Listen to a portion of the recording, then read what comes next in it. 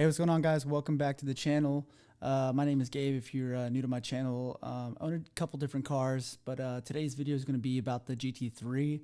I just picked it up on last Monday or Tuesday, and with the new motor. And I just wanted to go over everything that's been replaced and what they noted here on the paperwork. So if you didn't know, I had my 991.1 motor replaced. It's due to the finger follower issue that wears down the cam lobes. I made a video about it in the past. I actually had it on my GoPro when it actually happened. Basically redlining the car out on track, and then it suddenly just went into limp mode and just misfired the rest of the day.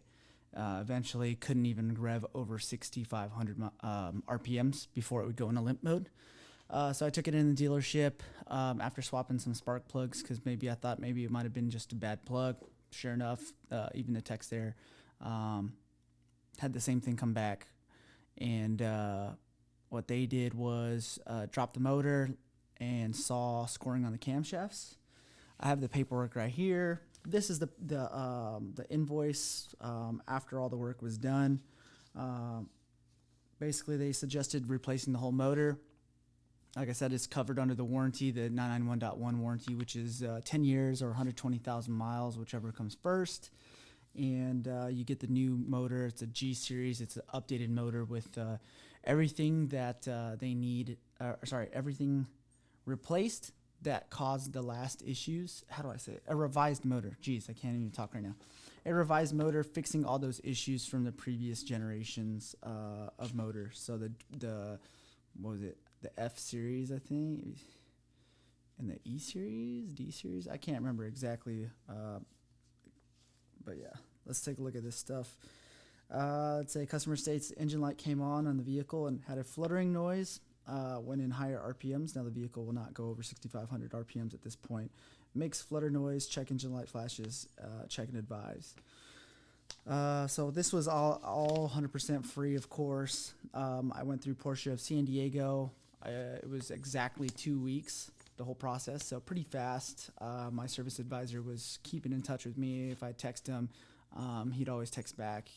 Very quick to respond, very informative, very to the point, and always keeping me updated, which was really nice. Let's see. Damn, they charge you to loosen the ground strap on the battery. That's fucking weird. Cylinder head cover removed, blah, blah, blah. Engine removed and installed. Double clutch transmission, unflanged and flanged. Flywheel removed and installed. Engine oil checked. Onboard diagnostics. Replacement engine core charge. Let's see. And then just a bunch of nuts and bolts. Let's see. Bunch of hex bolts. Here we go. Verified customers' concerns. Scanned a vehicle. Created a val log. Val log is kind of like ISTA or something for BMW guys. And found faults stored for misfire cylinder 6. DW removed spark plugs. I don't know what DW stands for. Swapped with number 4. Then the coils 5 and 6. Then performed another test drive and was able to get the vehicle to misfire again. Scanned the vehicle for a second time and found the fault has returned to cylinder 6 again after swapping coils and plugs out of cylinder 6. Next step, they swapped the fuel injectors out of 6 with cylinder 4, removing the fuel collection pipe to gain access for the injector swap. Test drove the vehicle and again was able to get the vehicle to misfire in cylinder 6. It was able to get at a high RPM. Followed TI bulletin 5915, which is, I'm guessing, the bulletin for the motor swap. Dropped the engine and removed bank 2 cylinder head cover to inspect the cams and rollers. Found excessive wear on both the camshafts and rollers. As per the campaign, ordered a new engine. Mounted engine back into the vehicle, parked the vehicle until parts arrived. Once parts arrived, removed the motor again, swapped the engine, swapped the flywheel, brackets, ground straps, reinstalled. After repairs, cleared faults, test drove vehicle, and set oil level. New engine serial number MA175G61521. So G is the G series motor. Tire inflation service. Oh, what the hell? Okay, cool. Yeah, so that is it. And let's see what else here we got.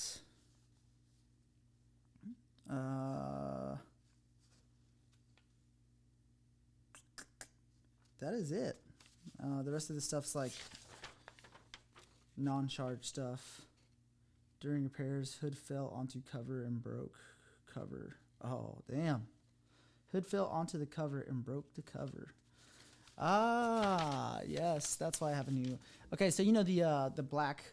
If you have a 911, there's like a black piece of trim in the underneath the hood that you can remove in order to either adjust your coilovers or look at the strut towers or disconnect the battery, whatever. Apparently they dropped the hood on that and it cracked it, so that's why they gave me a new one. They gave me a new one with when I got the car back, I popped the hood and it had the covers for the top hats. Those little rubber grommet things, big ass rubber grommets that go in place. I don't usually run that plastic piece anyways, just because with the coilovers at the track, it's so nice to just go ahead and not have to worry about any of that shit in the way. But yeah, that's what they're talking about. So as for my initial thoughts, or the process actually, so I went on Monday, picked up the car, I had to wait a little bit for them to get the oil level right. If you don't know, the GT3 oil readers are extremely sensitive. In BMWs, when it tells you your oil level is low, you add a whole fucking quart in there. On a GT3, you would add a quarter of a quart. So I remember my first time doing that, kind of blew the ball on that one, and it was telling me that that the oil level was too high. So yeah, so it takes a while to get that, especially because the oil's got to get warm, and then they have to read it again. It's just a pain in the ass, especially when you're doing a whole new motor that has nothing in it. You definitely need to make sure that it's the right level. So driving it home instantly, there's no braking period, by the way. Apparently they do engine dynos on these before they put them in the car. So driving home, as soon as I get on the on-ramp, I rip into it, and the power difference was insane. So, when you wear down your cam lobes, that you're losing power. You're losing a lot of fucking power. And so having all that power back was just insane. The torque down low is enormous now. These cars aren't very torquey, but because of the gear set they use, the gear ratio, they are extremely torquey. They feel very torquey. Yeah, just a completely different monster now. We're taking it to the track on Friday. I'll be breaking it in at Button Willow. The last time I was there was the last time the motor blew, which was I ran a 153.3.